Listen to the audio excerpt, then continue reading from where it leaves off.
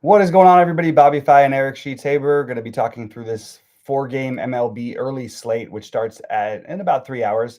All the games are between 3 Eastern time and 4 Eastern time, and it's just a little 4-game slate.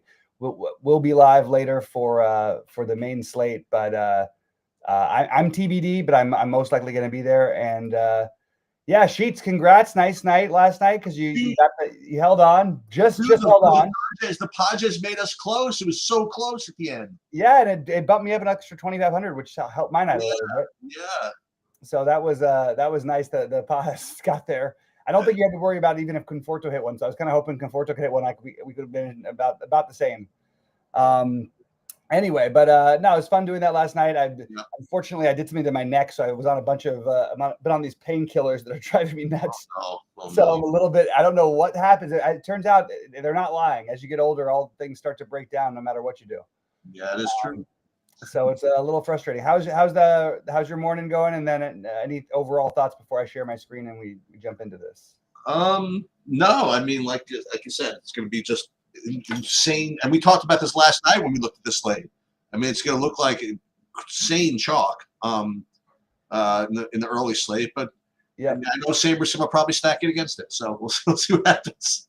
Yeah, well, I'm very curious to see what SaberSim comes up with on their own. Anyway, I'm not playing a ton of lineups today, but I am playing a few in the bigger one, and then whatever. These are my 24 lineups, and I am 100% going to do one thing right off the bat. I know that this is not the normal thing, whatever everybody else's thing. I'm going to X out 0-5 mans for me on a 4-gamer, just to get a little bit different, and that way I'm not as worried about what stacks I play because I'm pretty sure that Atlanta and the Dodgers are going to be the ones that everyone plays for the most part. Yeah, I mean that's true. So that's my first thing. But then going game by game here, as you mentioned yesterday, we have Sale in Colorado, and I just double checking the weather real quick and making sure everything's all right. Yeah, we have Sale in Colorado, and it's slight winds coming in from right field, nothing crazy. So about 70 degrees, so still pretty decent hitting weather with it, which gives Atlanta the giant total against Chase Dollander, who I know a little about, but not much. Atlanta's going to be the most popular stack. Sale's going to be 1 or 1A of top pitchers. And I can't really find it in myself to totally disagree with it.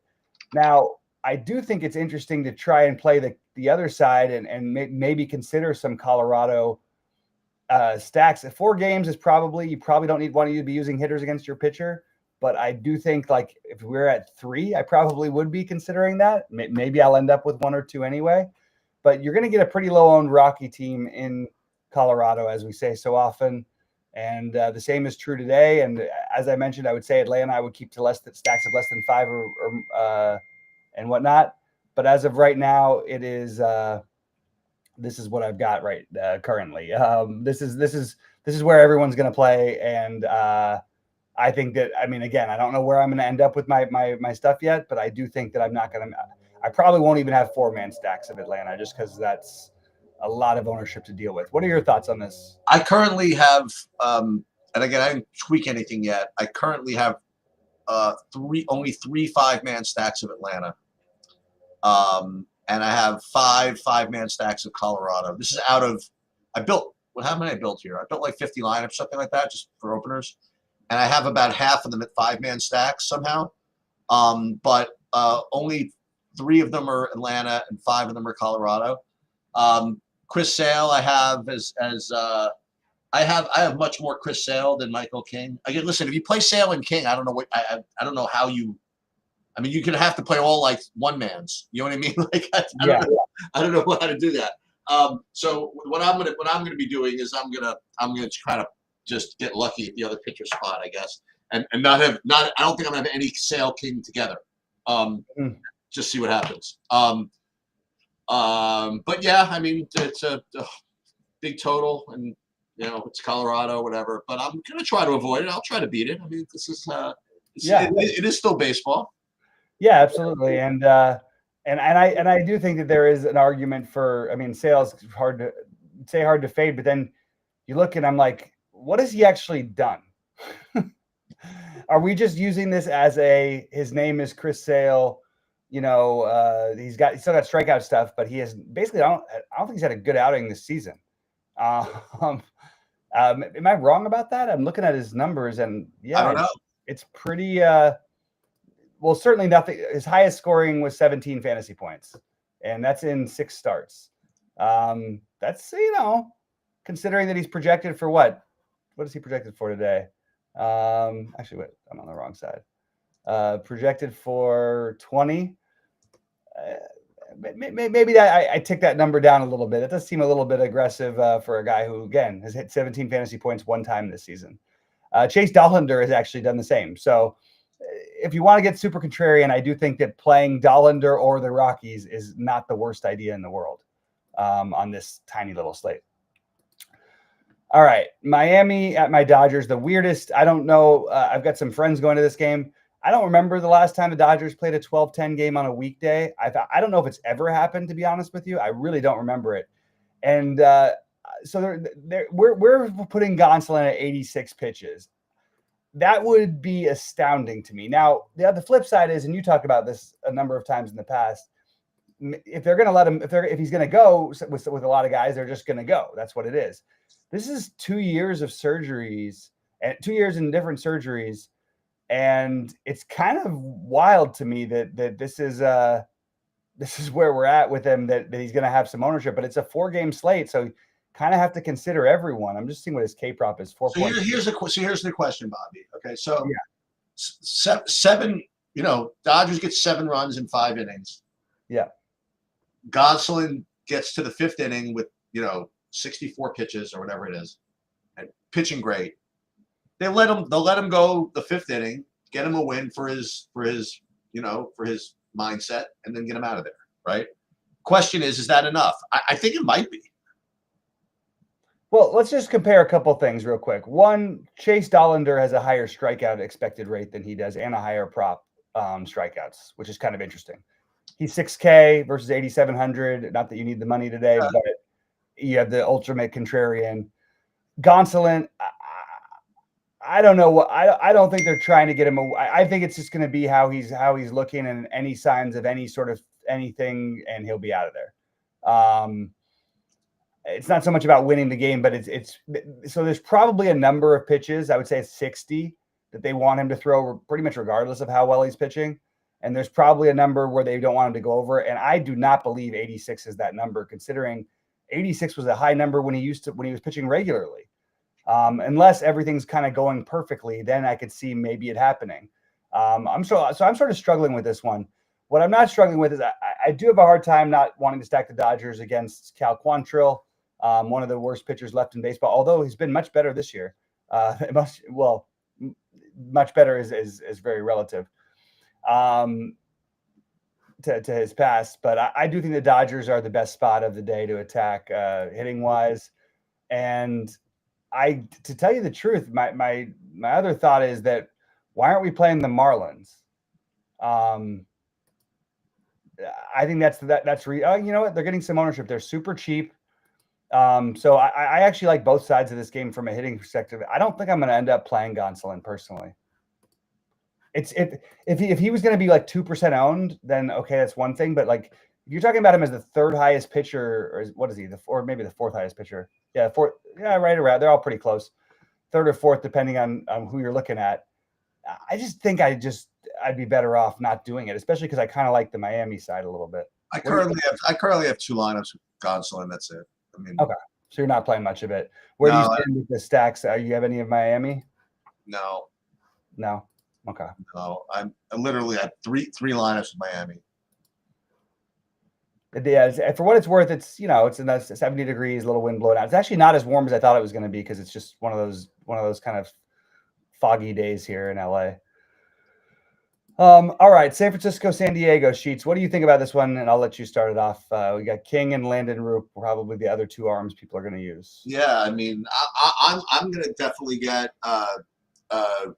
decent amount of Michael King. I'm going to have less of him than Chris Sale. And again, I can't really justify why. You know what I mean? Like it's Chris, like you said, Chris Sale has really not done much this year. But it's against Colorado. but it's in Colorado. You know what I mean? Like, but it's in Colorado, so how great is that? But I do have more sale than Michael King. I got lit up relying on Landon Roop in his last start, I think, if I'm not mistaken.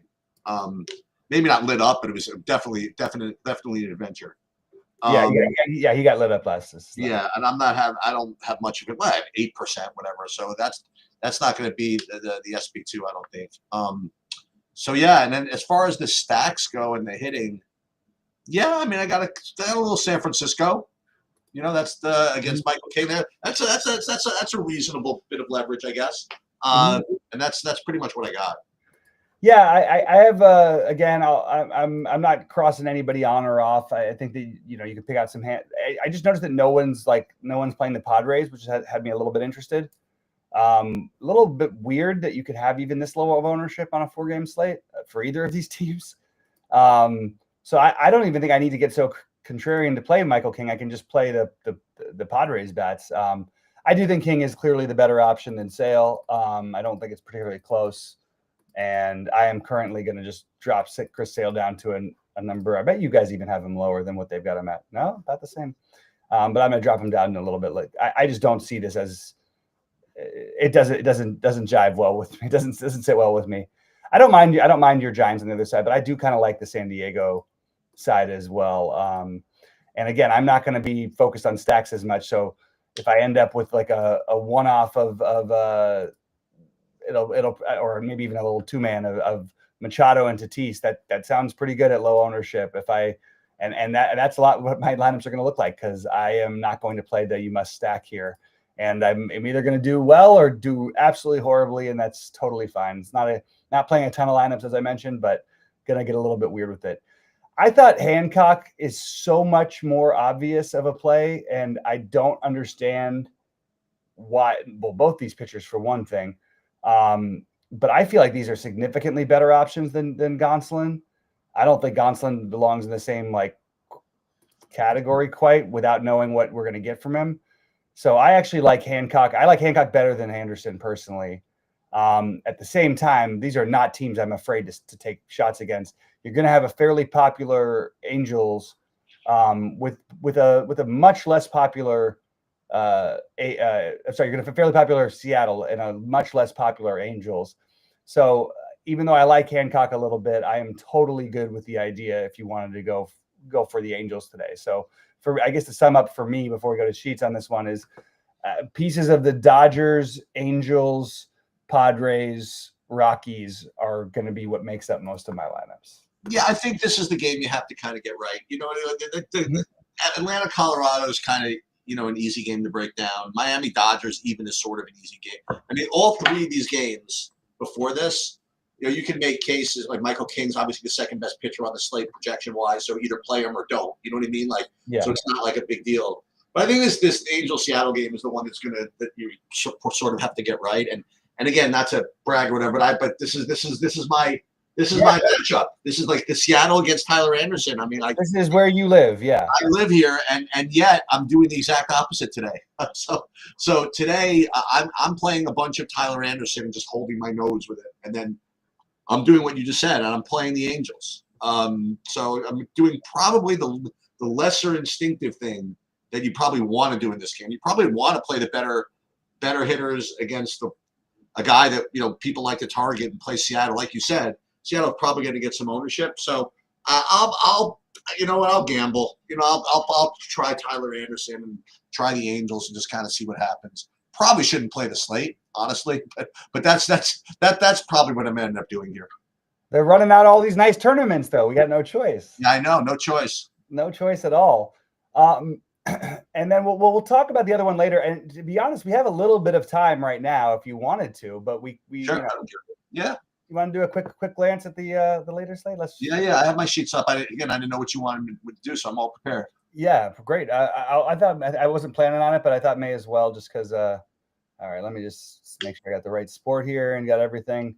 I'll just go to DK main. We'll just talk a little bit about DK. Oh, yeah, that's right. I had a couple of questions for you. Oh my God, I don't know if I'm going to have the answers because I don't think you will. I'm less prepared for this slate than you are. What was it? Why don't we start with that, Sheets? Why don't we go with your question? I would like to know who is Noah Cameron. It sounds like that kid who was a prospect, but I'm not 100% sure, to be honest with you. Sounds like a kid who's 4K starting. So so he must be. Let me just sort here. He's for Kansas City. He must just be their thing. I don't know. He's got an 11-point projection at 4K. Got him at 80 pitches. Okay. I don't know. That's just my question. Is who is he? That's it. That's my question. Too bad you don't have all these hittings. The Dodgers and while we're at it, I mean, here's a question that you should probably ask me, but I don't know the answer. I want to know who Brandon Waddell is as well. Brandon Waddell, I know the name again, but he is 4K starting for the New York Mets. For the Mets, but he's not going to pitch much. Probably. Oh, so okay, so you know this at least. Okay. Well, okay. Now anything can happen. I didn't expect Sauer for the Dodgers to throw as many pitches last night as he did, but I don't think that Brandon Waddell has thrown more than like 30 pitches. Okay. And he's a long reliever, so he may not pitch at all. Okay. So we're not going to have the Noah Cameron, Brandon Waddell 4K double punt. No. Well, Cameron at least right now is the active starter projected, whereas Brandon Waddell is not.